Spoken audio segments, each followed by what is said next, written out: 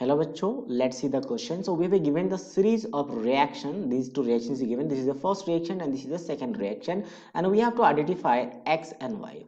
So basically एक simple reactions है कि कॉपर प्लस 2 का reactions अगर हमने किसके साथ कराया, आयोडीन के साथ, तो सबसे पहले यहाँ पे एक कॉपर का रिडक्शन हो रहा है।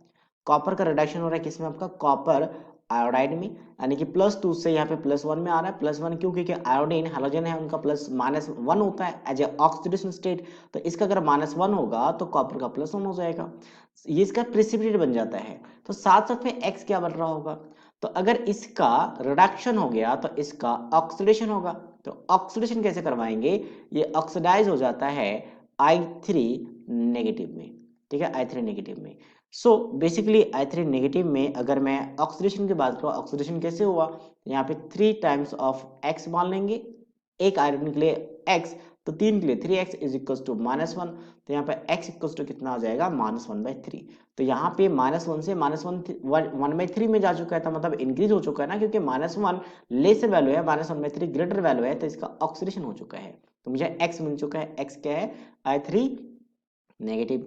अब इस x का रिएक्शंस अगर मैं इसे कहते हैं हम लोग बेसिकली हाइपो कंपाउंड कहा जाता है जनरली इसे, हाइपो कंपाउंड, इसके साथ करवा दो तो अब इसका क्या होगा, रिडक्शन होना स्टार्ट हो जाएगा, क्योंकि ये भी रिडॉक्स है। तो जब यहाँ से रिडक्शन होता है तो फिर से वही आयोडीन में कन्वर्ट हो जाता है, 3 टाइम्स ऑफ I नेगेटिव, और इसका ऑक्सीडेशन हो जाता है S4O6-2 में।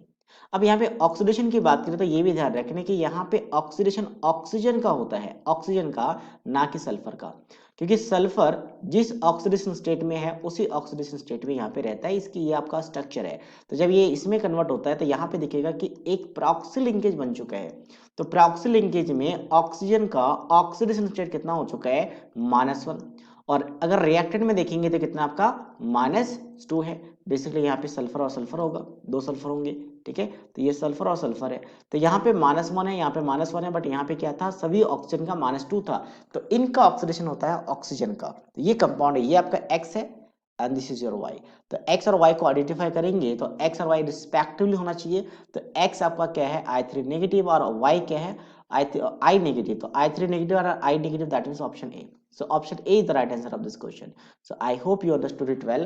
All the best.